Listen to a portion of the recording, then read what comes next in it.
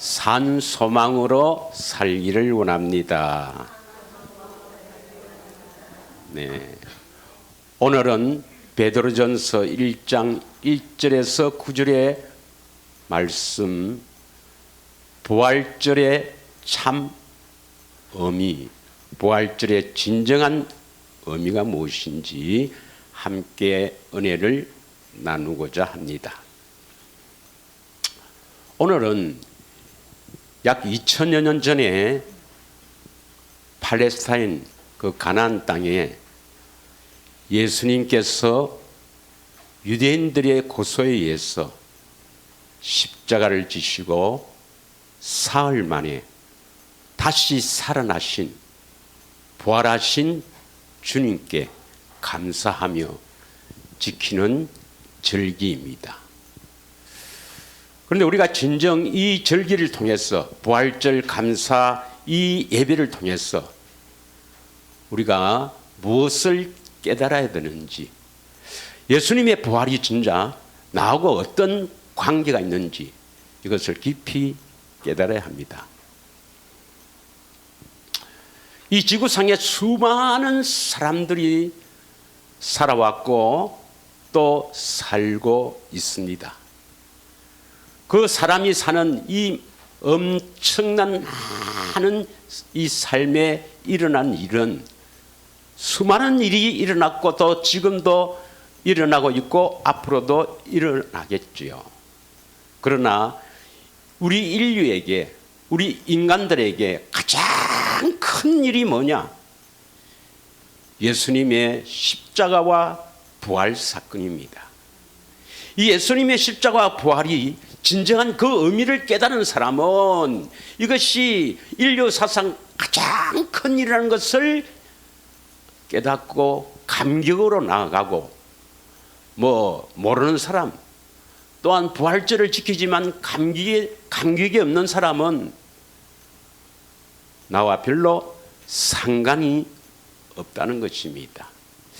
우리 모두는 성령께서 여러분을 주장해서 예수님의 십자가와 부활이 온 인류의 최대의 사건이자 나에게 가장 큰 일이라는 것을 감동으로 나아가는 귀한 시간이 되기를 축원합니다.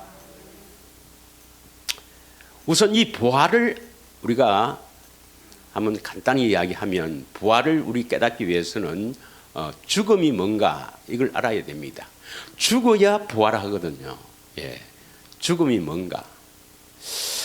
이 지구상에 수많은 사람들이 이 땅에 왔다가 죽었지요. 그래서 오늘 이 본문을 기록한 베드로도 AD 한 60년경입니다. 정확하게는 모르지만 로마에서 십자가에 거꾸로 매달려 처형을 당했습니다. 십자가에 죽었지요. 그래서 베드로는 오늘날 이 세상에 볼 수도 없습니다. 죽었으니까. 그러면 베드로가 과연 사라졌느냐, 없어졌느냐? 예. 그래서 베드로는 어디에도 없다, 이렇게 주장하는 사람들이 있습니다. 그것이 바로 영혼 소멸설이요, 부활이 없다고 하는 거죠. 여러분, 베드로가 죽었는데 어딘가 있을까요? 정말 없어졌을까요? 어딘가에 지금도 살아 있습니다. 믿었습니까? 그래서 베드로가 지금 살아 있지 않는다면 지금 우리가 하는 이 모든 일들은 헛것이죠. 헛것입니다. 그래서 우리가 다시 이 죽었던 몸이 다시 살아난다는 이 부활의 소망이 없다면, 부활이 없다면 우리가 하는 모든 이런 행위들은, 우리가 믿는 모든 것들은 다 헛것이고 우리가 가장 불쌍한 사람인 것입니다. 사람은 영적인 존재이기 때문에 이 땅에 한번 태어나면 죽지 않습니다. 죽지 않아요. 이 육신은 언젠가 죽어서 흙으로 돌아가겠죠. 백골이 분토되어 흙으로 돌아가지만 우리가 죽을 때 진짜 나는 몸에서 빠져나온다는 것입니다. 그 사람이 바로 우리의 속 사람이요 영혼입니다. 영혼. 그래서 오늘 본문의 베드로전서 1장 9절에 우리가 믿는 믿음은 결국 뭐냐? 영혼, 우리 속 사람을 구원받기 위해서입니다. 믿으십니까? 고린도전서 15장 12절에서 20절을 한번 읽겠습니다. 고린도전서 15장은 부활에 관해서 기록한 부활장이죠. 자, 우리 같이 한번 쭉 고린도전서 15장 12절부터 20절까지 한번 읽겠습니다. 그리스도께서 죽은 자 가운데서 다시 살아나셨다 전파되었거늘 너희 중에서 어떤 사람들은 어찌하여 죽은 자 가운데서 부활이 없다 하느냐. 그래서 많은 사람들이 이 부활을 믿지 않습니다. 이 땅에 살다가 죽으면 끝이라고 생각합니다. 영혼 소멸설을 주장하죠. 아닙니다, 여러분. 그 사람은 무지해서 그렇습니다. 우리의 영혼은 절대로 죽지 않습니다, 여러분.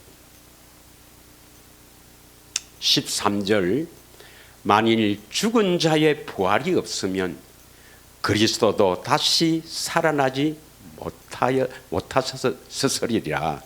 발음이 좀 14절 다 같이 읽겠습니다. 시작. 그리스도께서 만일 다시 살아나지 못하였으면 우리가 전파하는 것도 헛것이요 또 너희 믿음도 헛것이며 또 우리가 하나님의 거짓 증언으로 발견되리니 우리가 하나님이 그리스도를 다시 살리셨다고 증언하였습니다.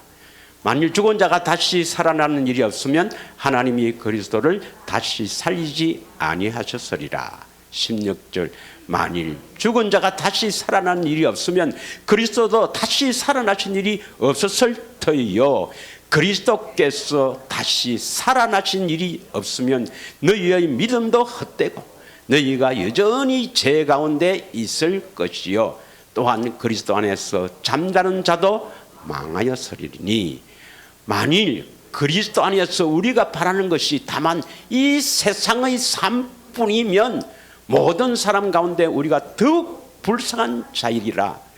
19절에 보면 우리의 삶, 우리의 인생이 이 세상의 삶뿐이면 우리같이 불쌍한 사람이 없습니다. 이런 화창한 날에 꽃놀이 가든지 뭐 좋은 놀이하고 맛있는 거 먹고 이렇게 편안하게 지내다가 오지 왜 이렇게 모여서 주님 앞에 경배하고 예배를 드립니까? 이 세상의 삶뿐만 아니라는 것입니다. 이것은 뭐냐면 우리가 죽는다 해서 그 사람은 흙으로 돌아가지만 진짜 이 속 사람은 영원하다는 것입니다, 여러분. 그래서 20절을 그러나 이제 그리스도께서 죽은 자들 가운데서 다시 살아나사 잠자는 자들의 첫 열매가 되셨도다. 할렐루야. 예수님이 부활하시기 때문에 우리도 부활의 소망을 가지고 살아가는 거예요. 믿으십니까? 그런데 그럼 믿지 않는 사람은 어떻게 되는가? 믿지 않는 사람도 죽지 않습니다. 믿지 않는 사람도 부활합니다. 할렐루야. 이 땅에 태어난 모든 사람은 이 땅에 사는 기간은 있어요. 이 땅에 사는 기간은 어떤 사람은 10년을 살다가 죽는 사람도 있고 어떤 사람은 100년을 살다가 죽는 사람이 있고 이 땅에 살면 그 기간이 있어요. 그러나 이 땅에 살다가 죽으면 끝이 아니라 그 사람은 죽어서 한 줌의 흙으로 돌아가지만 진짜나 우리 속 사람 베드로전서 3장 4절에 보면 우리 마음에 숨은 사람 우리 마음도 안 보이는데 그 안에 숨은 사람 이 사람이 바로 속 사람이고 진짜 나라고 영혼의 사람이란 것입니다. 믿으십니까? 이 사람은 죽지 않습니다, 여러분. 예수를 안 믿는 사람도 죽지 않아요. 그러면 우리가 이 땅의 삶은 누구나 왔다가 끝이 있어요. 언젠가는 태어났다가 한 번은 죽어요. 죽음 이후에 우리 그 사람은 흙으로 돌아가지만 우리 속 사람, 이 마음에 숨은 사람은 영원히 사는데 문제는 어디에서 어떤 모습으로 어떻게 사느냐, 이게 문제인 거예요. 그래서 이 땅에 사는 동안에 우리 속 사람이 구원을 받았다. 다시 말하면 하나님의 생명으로 다시 태어나지 않으면, 하나님의 생명으로 다시 태어나지 않으면 우리는 뭡니까?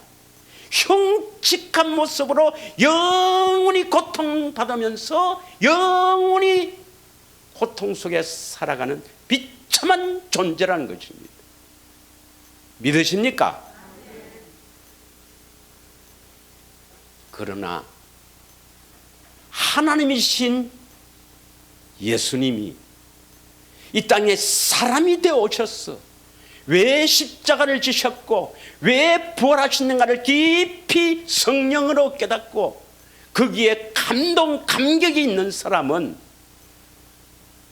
다시 말하면 산 소망을 가지고 살아가는 사람은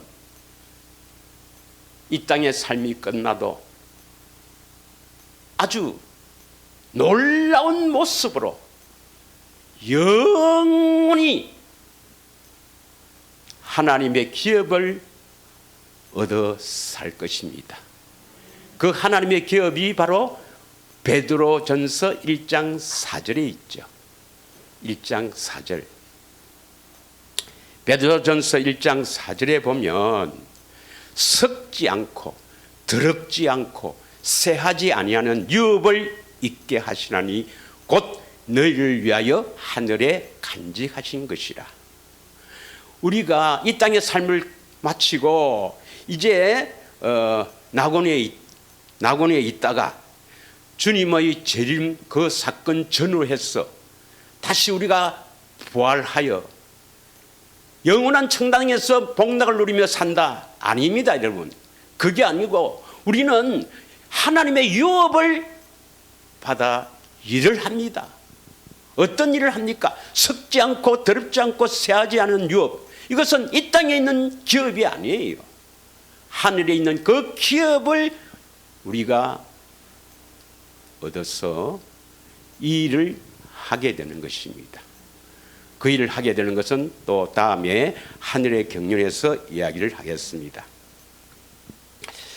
자, 그러면 우리가 어떤 모습으로 어디서 어떻게 사느냐가 이 땅에 살다가 이제 영원한 세계에서 어떤 모습으로 어떻게 사는가가 중요해요. 그 삶은, 이 땅의 삶은요, 뭐 이렇게 살아나 저렇게 살아나 뭐 한 100년 뭐 이러면 다 끝이 나요. 이 땅에 삶밖에 없다면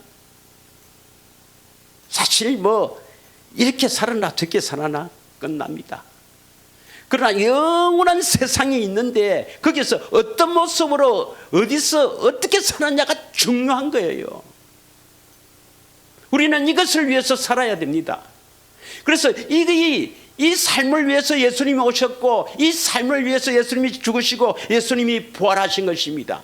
그래서 우리가 그 놀라운 은혜에 힘입어서 참으로 천국에서 하나님의 기업을 받아 영원히 복된 인생으로 살아가기 위해서 예수를 믿는 겁니다. 믿으십니까? 요한복음 5장 29절을 한번 보면은, 요한복음 5장 29절 보면은, 선한 일을 행한 자는 생명의 부활로, 악한 일을 행한 자는 소멸된다, 없어진다 하는 것이 아니고 심판의 부활로 다 부활합니다. 믿으십니까? 예, 믿는 사람이든 믿지 않는 사람이든 이 땅에 왔다가 죽으면 결국 다 부활하게 된다. 부활은 몸을 다시 받는 겁니다. 그런데 어떤 몸을 받아서 어디에서 어떻게 사느냐가 문제죠. 믿어집니까? 자, 그래서 고린도전서 15장 35절에서 40절 한번 같이 읽겠습니다. 누가 묻기를 죽은 자들이 어떻게 다시 살아나며 어떠한 몸으로냐 하리니 어리석은 자여 내가 뿌리는 씨가 죽지 않으면 살아나지 못하겠고 또 내가 뿌리는 것은 장래의 형체를 뿌리는 것이 아니요 다만 밀이나 다른 것의 알맹이 뿐이로되 하나님이 그 뜻대로 그에게 형체를 주시되 각 종자에게 그 형체를 주시느니라. 육체는 다 같은 육체가 아니요 하나는 사람의 육체요 하나는 짐승의 육체요 하나는 새의 육체요 하나는 물고기의 육체라. 하늘에 속한 형체도 있고 땅에 속한 형체도 있으니 하늘에 속한 것의 영광이 따로 있고 땅에 속한 것의 영광이 따로 있으니 41절 해의 영광이 다르고 달의 영광이 다르며 별의 영광도 다른데 별과 별의 영광이 다르도다. 할렐루야. 그래서 우리가 이 땅에 사는 동안 행한 대로 갚아줍니다. 천당에 간다고 해서 다 같은 게 아니란 말입니다, 여러분. 그래서 우리는 어떤 소망으로 살아가야 되는가? 산 소망으로 살아가야 합니다. 그래서 베드로전서 1장 3절을 오늘 주절로 첫 번째 은혜를 나누고자 합니다. 베드로전서 1장 3절에 보면 우리 주 예수 그리스도의 아버지 하나님을 찬송하리로다. 그의 많으신 긍휼대로 예수 그리스도를 죽은 자 가운데서 부활하게 하심으로 말미암아 우리를 거듭나게 하사 산 소망이 있게 하시며 우리가 거듭난다. 바로 영생 하나님의 생명을 얻는다. 그것으로 끝이 아니라 거기에서 뭡니까? 산 소망이 있게 하신다 이 말입니다. 산 소망 믿으십니까? 그래서 우리의 소망은 하나님의 생명을 얻는 영생 그리스도 안에서 하나님의 생명을 얻는 거기에서 끝날 것이 아니라 산 소망으로 살아가야 된다. 할렐루야. 오늘 이 부활절을 맞이해서 우리는 이 소망으로 살기를 축원합니다. 예수님이 왜 부활하셨는가? 왜 부활하셨는가? 우리를 거듭나게 하사 산 소망이 있게 하시기 위해서 부활하셨습니다. 산 소망이 뭔가? 산 소망이 뭐겠습니까, 여러분?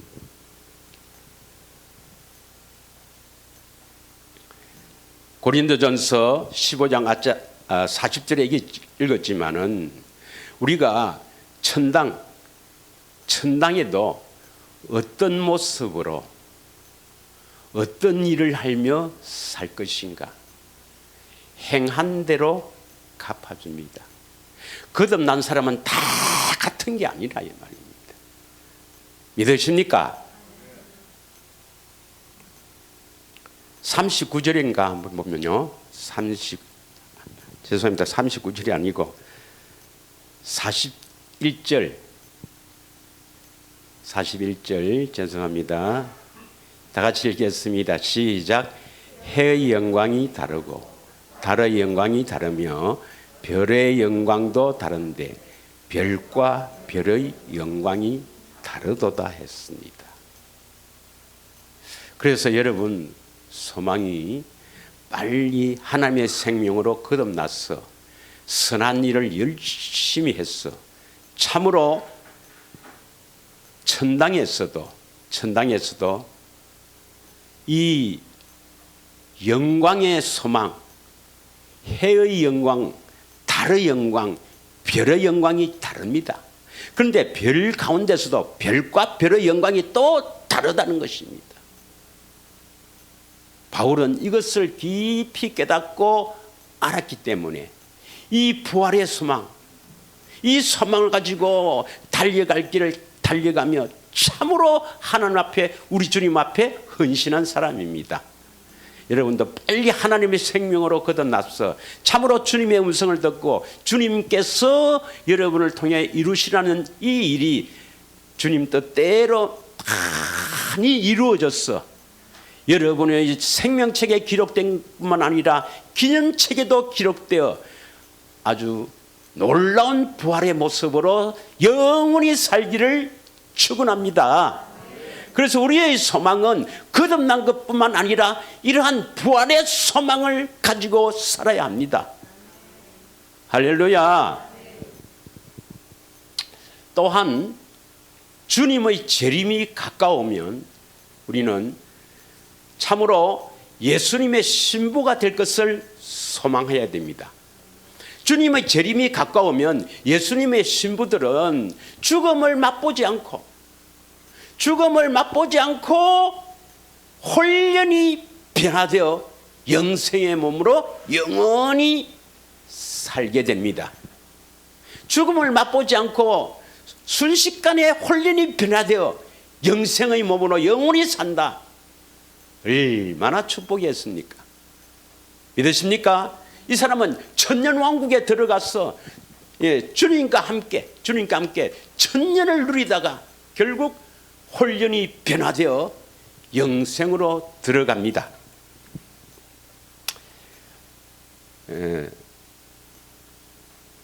데살로니가 전서 5장 23절에서 24절을 한번 보겠습니다.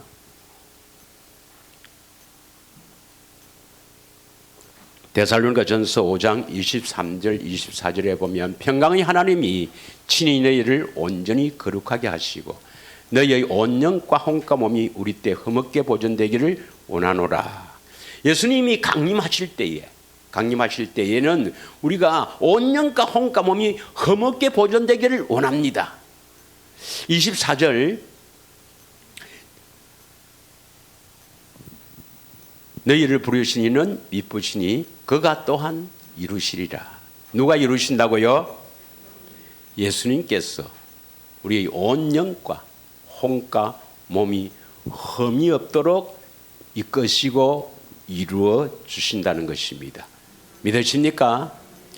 계시록 19장 7절 8절에 보면 그 예수님의 신부에 대해서 나옵니다. 계시록 19장 7절에서 8절 어린 양의 혼인 기약이 이르렀다. 우리가 즐거워하고 크게 기뻐하며 그에게 영광을 돌리세.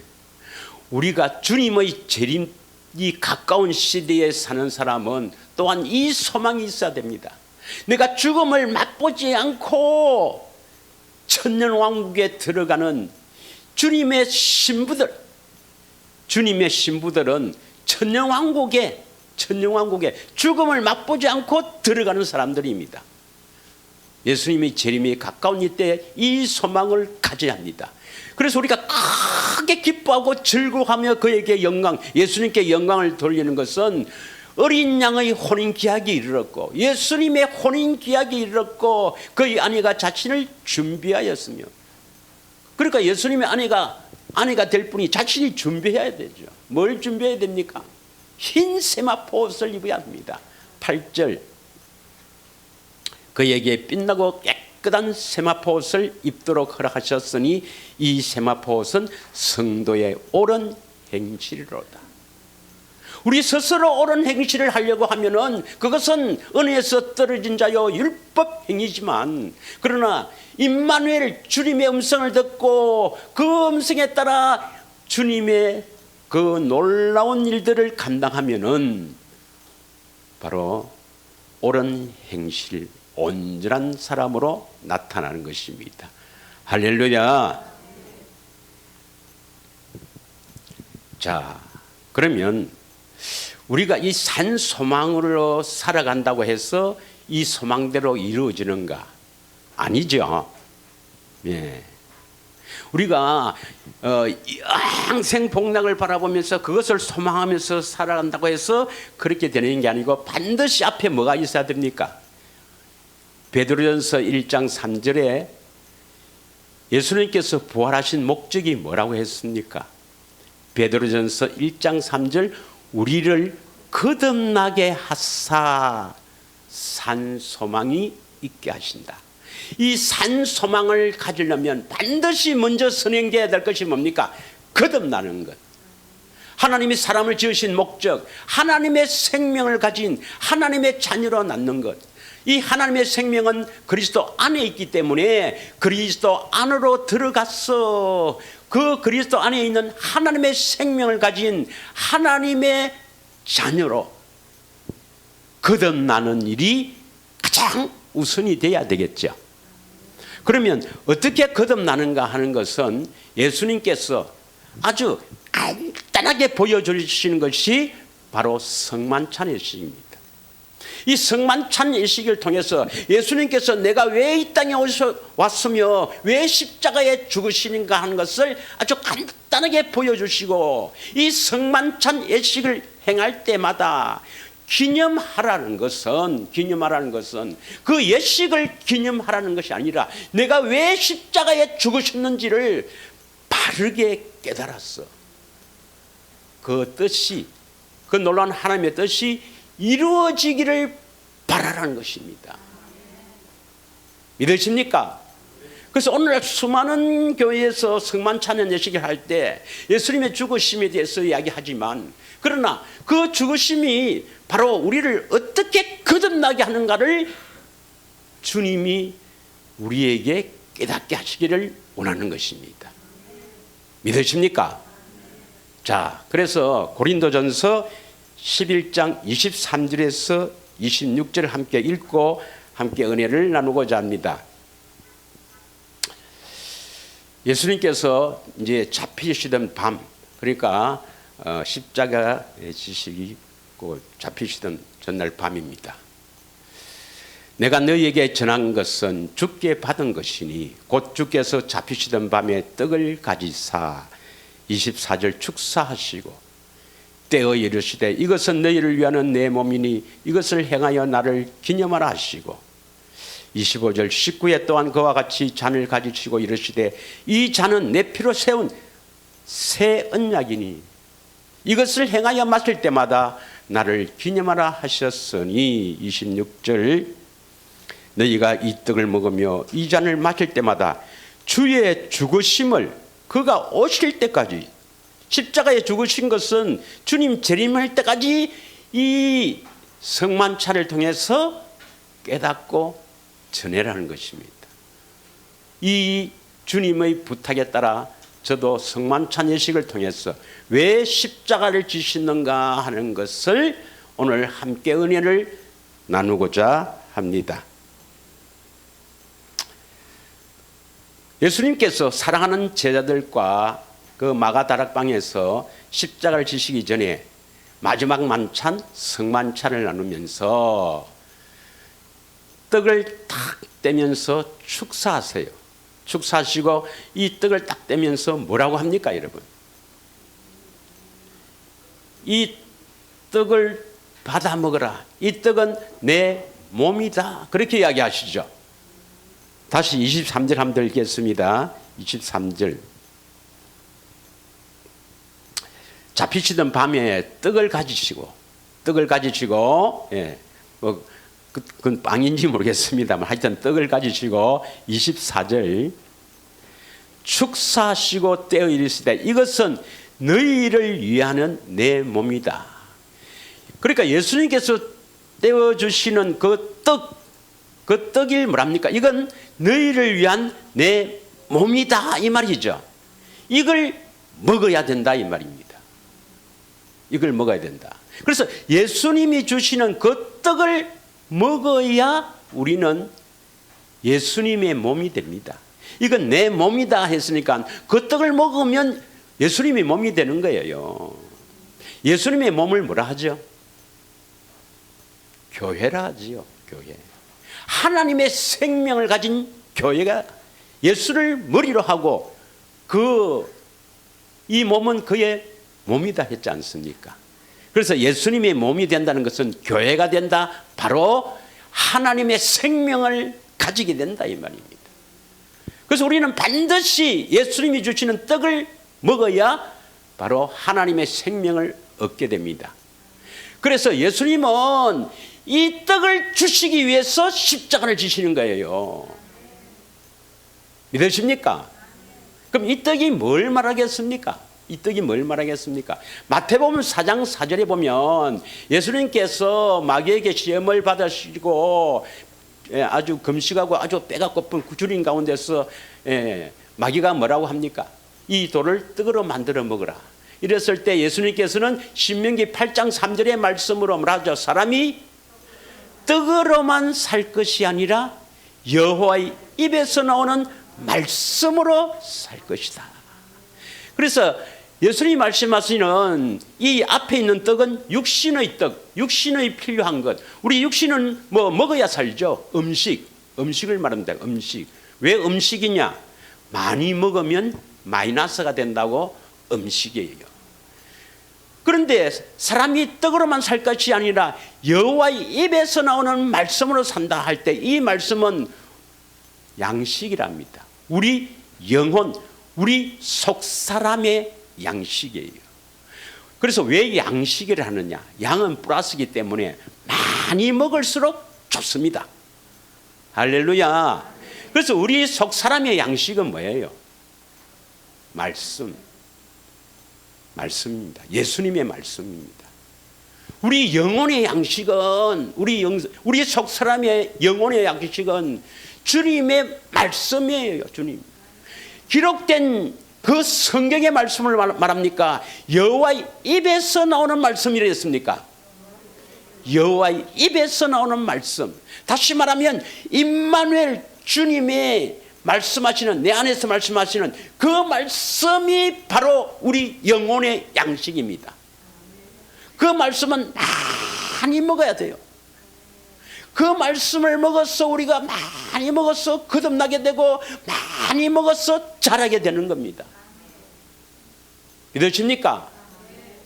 그래서 예수님께서 성만찬 하실 때에 떡을 탁 떼주며 축사하셔야 돼요. 축사하셔서 받아 먹어라, 내 몸이다.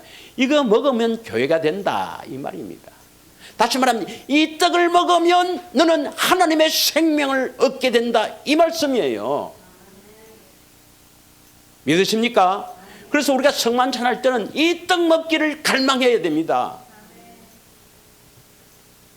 요한복음 6장 35절을 보겠습니다. 요한복음 6장 35절.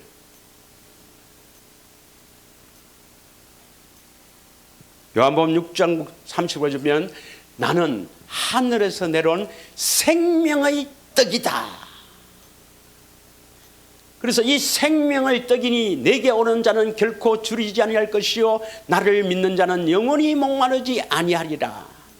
예수님은 하늘에서 내려온 우리에게 하나님의 생명을 주시는 생명의 떡이 되기 위해서 십자가를 지신 거예요. 믿으십니까? 우리가 먹어야 되니까 어떻게 먹습니까? 예수님 육신을 입고 있는 예수님을 먹을 수가 없잖아요. 그래서 예수님이 십자가를 지시고 부활 성천하셔서 하늘의 참 성소에서 영원한 죄를 대속하시고 이제 오순절 성령 안에서 영으로 오십니다. 말씀으로 오십니다. 그 말씀으로 우리 안에 오시기 위해서 십자가를 지시고 부활하신 것입니다.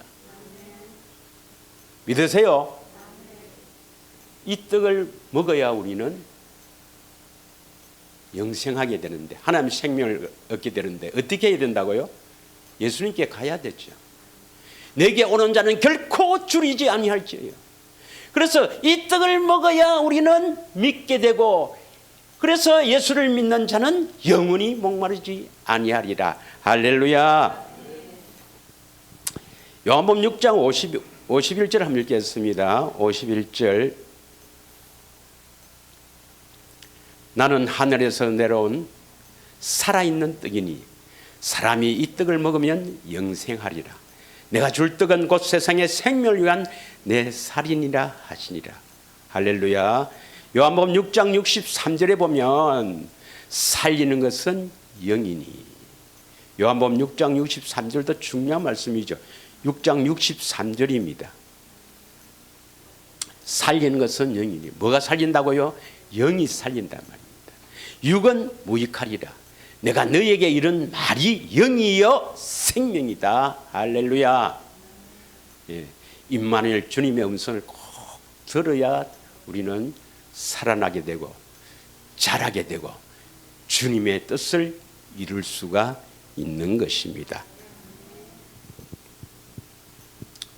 요한복음 5장 24절에서 25절을 보면, 요한복음 5장 24절에서 25절을 보면은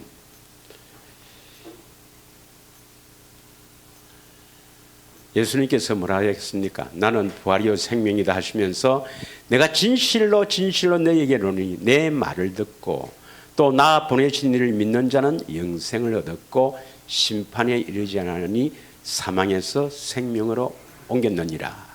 이러면서 25절에 우리가 어떻게 거듭나는가? 진실로 진실로 너희에게 이르노니 이 죽은 자들이 하나님의 아들의 음성을 들을 때가 오나니 곧 이때라. 듣는 자는 살아나리라. 어떻게 죽은 자가 살아납니까? 아들의 음성을 들을 때가 오나니 곧 이때라. 듣는 자는 살아나리라. 이 죽은 자들은 자신을 포기한 자들입니다. 자신의 삶을 어떤 욕망을 가지고 자신이 뭘 계획을 세우고 자신이 뭘 해서 뭐 이렇게 크게 되고 잘 살아보겠다는 이런 것들을 모두 포기한 자가 바로 죽은 자들입니다. 아무든지 나를 따라오거든 자기를 부인하고, 자기를 부인한 자들이 바로 아들의 음성을 듣습니다. 듣는 자는 거듭나게 된다 이 말입니다. 믿으십니까? 그러려면 어떻게 해야 됩니까? 우리가 이 영의 양식 임마누엘 주님의 음성을 들으려면 어떻게 해야 됩니까? 여러분, 죽어야 되는데 잘 죽어집니까? 네. 안 죽어집니다. 여러분, 오직 예수님의 사랑만이 우리를 죽일 수가 있습니다. 할렐루야. 요한복음 6장 27절에 보면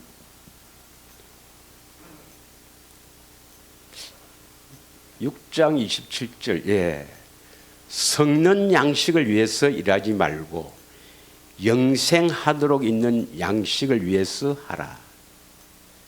참 이게 참 어려운 거죠. 우리 세상의 양식, 이 육신을 위해서는 참 하는데요. 뭐 여러 가지 계획도 짜고 하는데 참으로 영생하도록 있는 양식, 임마누엘 주님의 음성을 듣고 이 좁은 길로 가는 일에는 인색해요. 인색. 예, 할렐루야. 여러분은 섞는 양식을 위해서 일하지 말고, 그 일하지 말라는 아무것도 하지 마라 말이 아닙니다. 여기에 집중하지 말고 그것보다는 영생하도록 있는 양식을 위해서 애쓰고 힘쓰기를 축원합니다. 자, 우리를 거듭나게 하는 것은 성만찬에서 보여줬는데, 처음에 이제 예수님께서 축사하시고 떡을 떼어 가라사대 떡을 받아 먹어라, 이것은 내 몸이다 했죠. 그 다음 식후에 뭐라 했습니까? 식후에 잔을 가지사, 예, 뭐라고 했습니까? 기억나세요? 이것은 내 피로 세운 새 언약이다. 고린도전서 11장 25절 한번 다시 읽겠습니다. 고린도전서 11장 25절. 예. 성만찬에서 예수님께서 제자들에게 식후에 또한 그와 같이 잔을 가지시고 이르시되 이 잔은 내 피로 세운 새 언약이니 이것을 행하여 마실 때마다 나를 기념하라. 새 언약을 이루시고 이루어 주시기 위해서 피를 흘리신 것입니다. 피를 흘렸다 말은 십자가를 져셨다 이 말이죠. 여러분, 많은 사람들이 예수님의 십자가는 대속 사건, 우리 죄를 대신해서 죽으신 그 대속 사건만 이야기하는데 맞습니다. 온 인류의 죄, 저와 여러분의 죄를 대신해서 십자가에 죽으신 것입니다. 왜 우리의 죄를 대속하셨습니까? 새 언약을 이루어 주시려고요. 믿으십니까? 그래서 예수님께서 십자가에서 영혼이 떠나가기 직전에 다 이루었다. 대로 다 이뤘어. 다 이루었다. 뭘 다 이뤘어요? 새 언약을 다 이루었다 이 말입니다. 그런데 오늘날 새 언약 하면 이단시 합니다. 예수님이 십자가를 지신 이유는 뭐냐면 새 언약을 이루시고 우리에게 이루어 주시기 위해서 십자가를 지셨는데 새 언약 이야기를 못하게 해요. 새 언약만 하면 이상한 눈으로 보니까.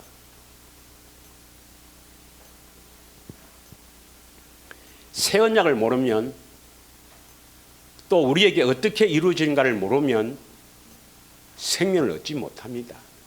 예수님의 십자가는 새 언약을 이루시기 위해서입니다.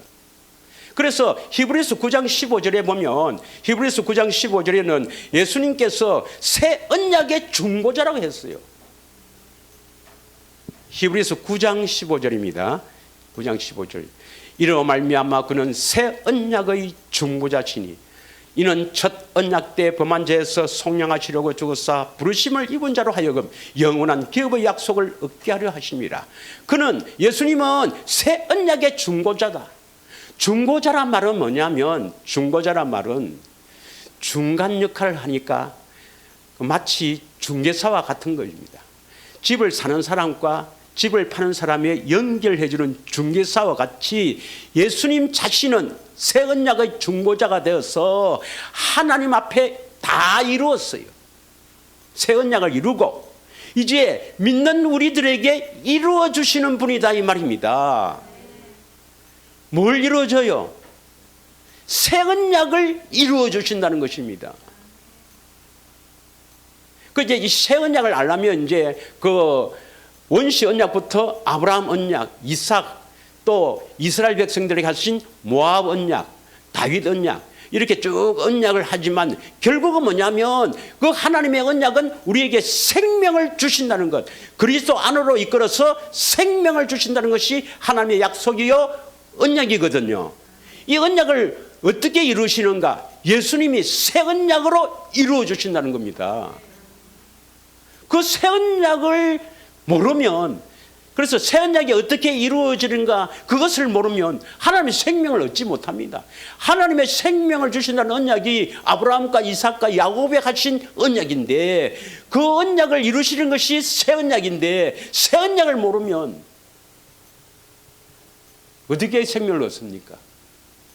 그래서 예수님이 아브라함과 이삭과 야곱에 약속하신 그 생명을 주신다는 그 언약을 이루어 주시기 위해서 새 언약의 중보자가 되어서 하나님 앞에 이루시고 믿는 우리들에게 이루어 주신다는 것입니다.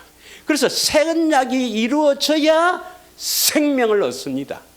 그래서 복음은 뭐냐? 복음은 뭐냐? 예수님, 살아계신 예수님이 복음이자 또 복음은 뭐냐면 예수님이 새 언약의 중보자로 오셔서 생명을 얻게 하신다. 두 번째 언약을 이루어 주신다. 이게 복음이에요. 믿으십니까? 그래서 새 언약을 모르면 복음을 모르는 사람입니다. 성만찬에서 떡 임마누엘 내 음성을 들어야 너희들이 거듭나고 자라게 된다. 어떻게 거듭나는가? 어떻게 이 떡을 먹는가? 새 언약을 이루어 주시겠다.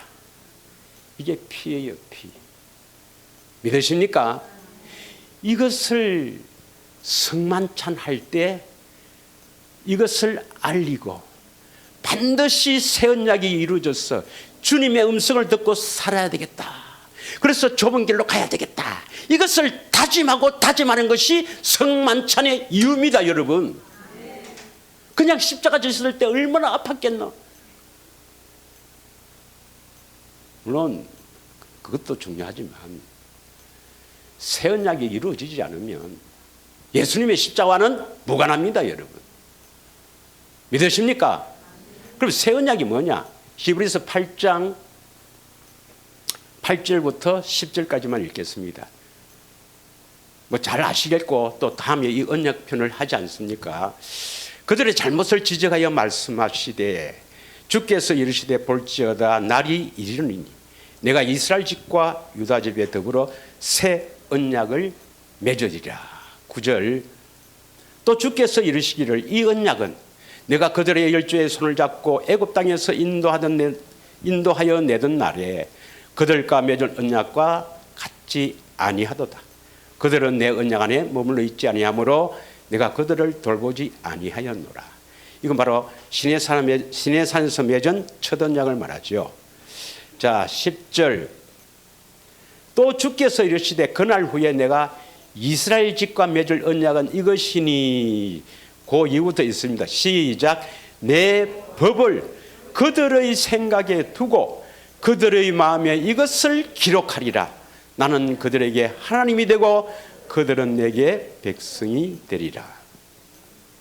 이제 우리가 다음 주간부터 하나님의 큰일 16번째 시간으로 새 계명, 새 언약 이렇게 이어져 갈 것인데 그날 후에 내가 이스라엘 집과 맺을 언약은 이것이니 이것이 바로 뭐냐면 새 언약입니다. 새 언약은 내 법을 예수님의 사시는 법, 예수님의 법을 우리 생각에 두고 마음에 기록합니다. 그래야만 하나님은 나의 하나님이 되고 우리는 하나님의 백성이 됩니다. 다시 말하면 새 언약이 이루어져야 예수님의 사시는 법이 우리 생각과 마음에 기록이 되어야 새 언약이 이루어져야 생명을 얻습니다. 주님의 음성이 들려옵니다. 떡을 먹게 됩니다. 먹고 거듭나고 자라게 된다 이 말입니다. 할렐루야.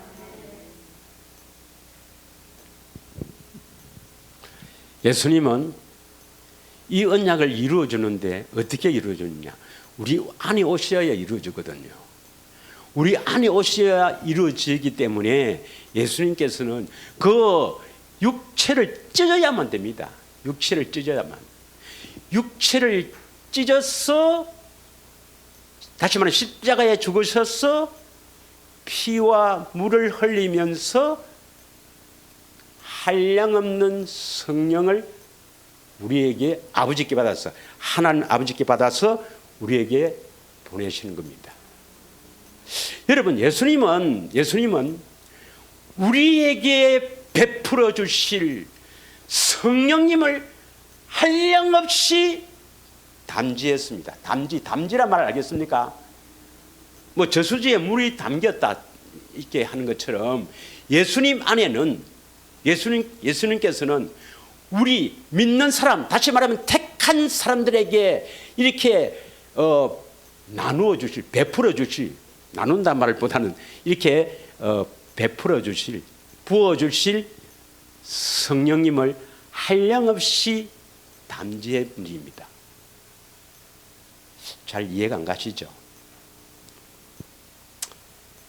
마태복음 3장 11절 12절입니다. 예수님은 이 땅에 왜 오셨는가? 왜 십자가를 지시고 왜 부활하셨는가 하면 아주 한마디로 이야기하면 성령 세례를 베풀기 위해서입니다.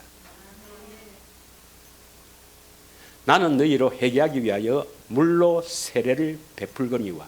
이건 지금 누구가 한 이야기입니까? 세례 요한이죠. 세례 요한이 나는 너희를 회개하기 위하여 물로 세례를 주지만은 내 뒤에 오시는 이 바로 예수님이죠. 내 뒤에 오신 이는 나보다 능력이 많으시니 나는 그의 신 들기도 감당하지 못하겠노라. 그는 성령과 불로 너희에게 세례를 베풀 것이요. 할렐루야. 예수님은 우리에게 성령으로 세례를 베풀기 위해서 이 땅에 오셔서 사역하시고 십자가 지시고 부활 성천하셨습니다. 믿으십니까? 그래서 이 성령 세례를 받는 자와 받지 못한 자는 뭐가 되느냐? 받으면 알곡이요, 받지 못하면 죽정이가 되는 겁니다. 12절입니다.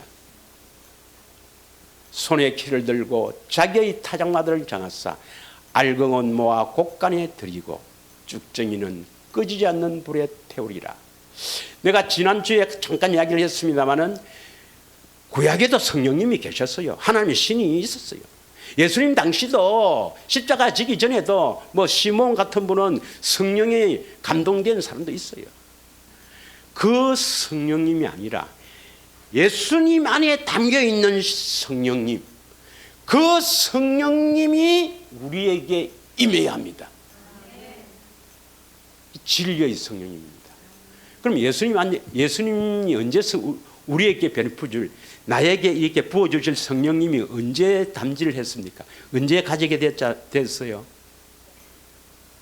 바로 세례 요한에게 세례를 받을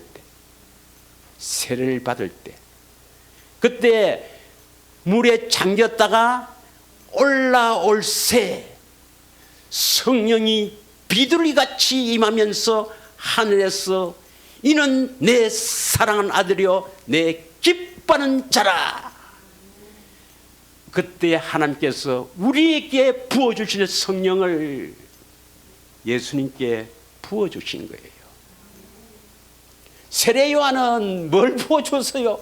온 인류의 죄를 부어줬고, 하나님은 그의 아들 예수 그리스도께 우리에게 베풀어 주실 그 성령님을 한량없이 부어주신 거예요.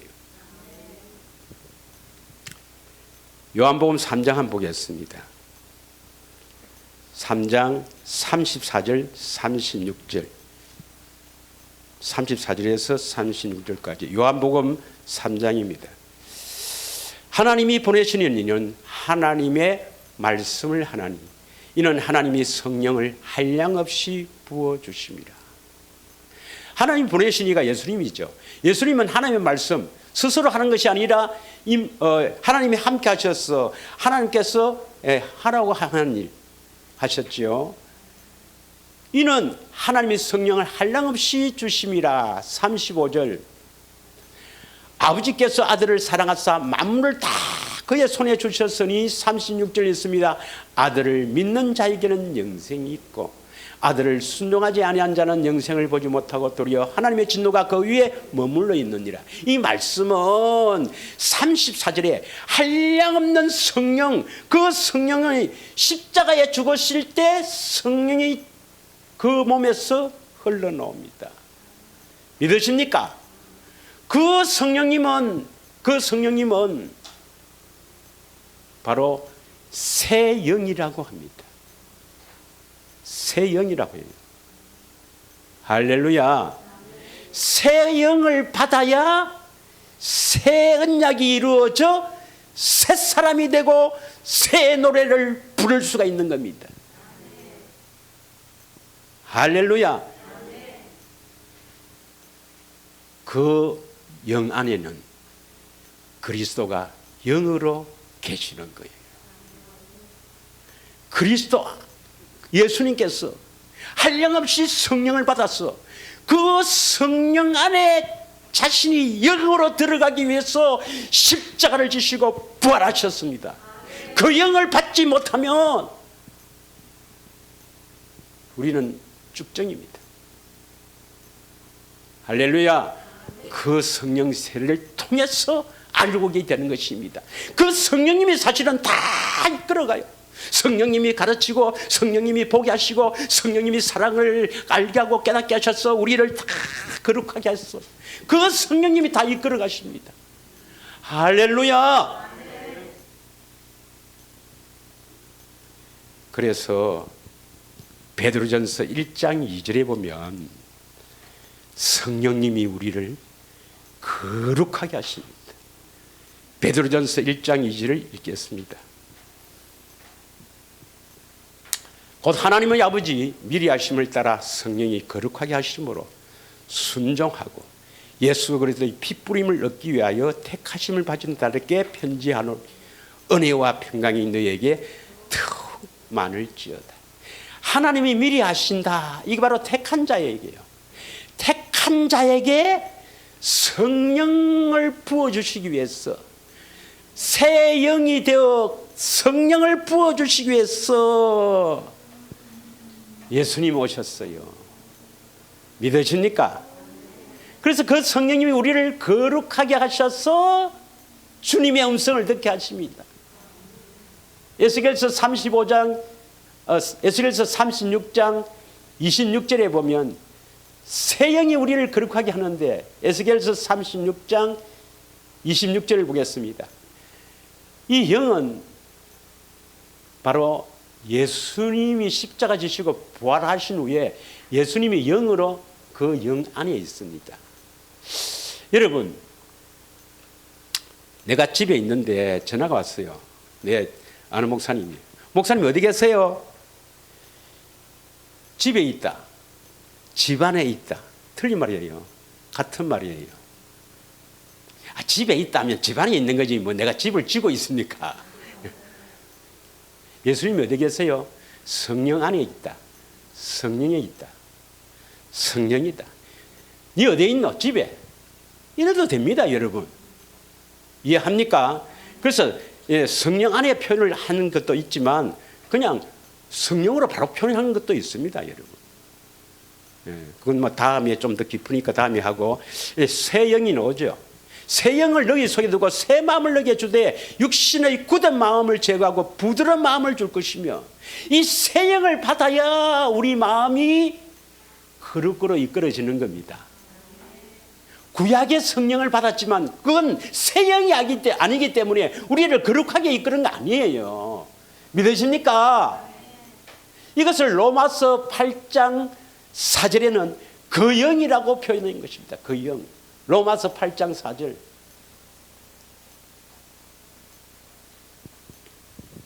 육신을 따르지 않고 그 영을 따라 행하는 우리에게 율법의 요구가 이루어지게 하려 하심이라. 사실 우리가 복음을 믿고 성령을 받으면 뭐 좀 느린 사람도 있고 또 아주 뭐 이렇게 집중해서 빠른 사람도 있지만 결국은 성령님이 이끌어서 여러분을 거듭나게 하시고 여러분 주님의 뜻을 바로 이끌어 이루십니다. 반드시 성령이 임해요. 성령이 임하려면 복음을 믿으시길 축원합니다.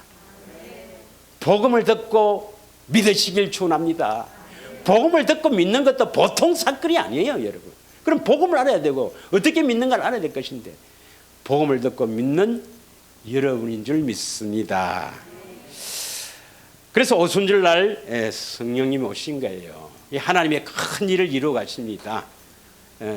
우리가 이제 그리스도의 사역까지 해야 되는데 오늘은 여기까지 하고 다음 주에 이 사역과 또 새 언약, 새 계명에 대해서 함께 은혜를 나누고자 합니다. 이 시간에 우리 합심하여 한번 기도하길 원합니다.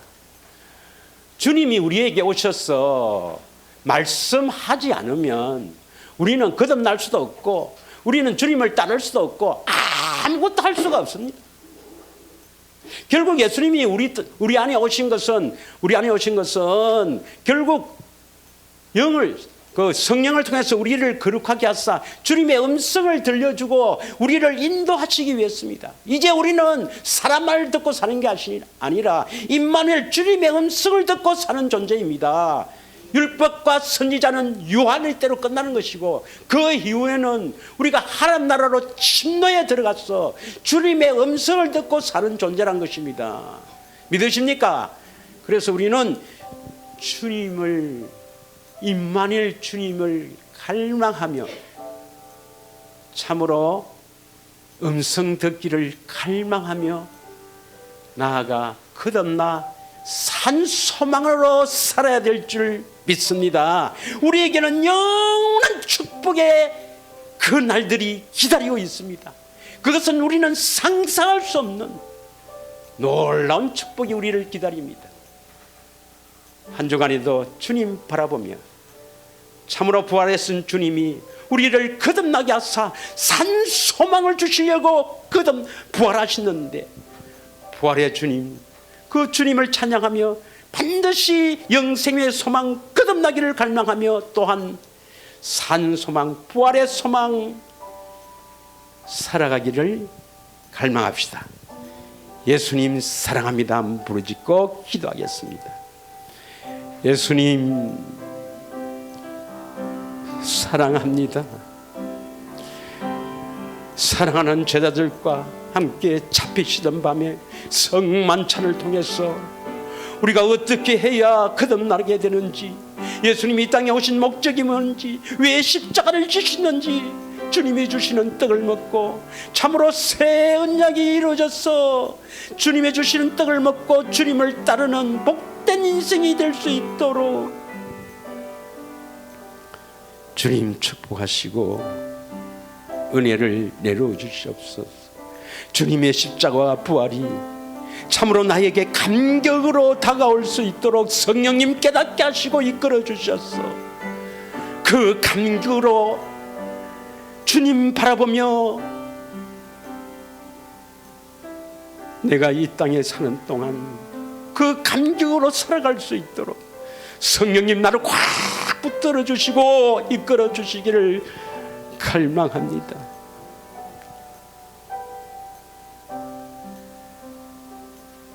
우리의 구주 되신 예수 그리스도만 바라보며 살 수 있도록 축복하옵소서.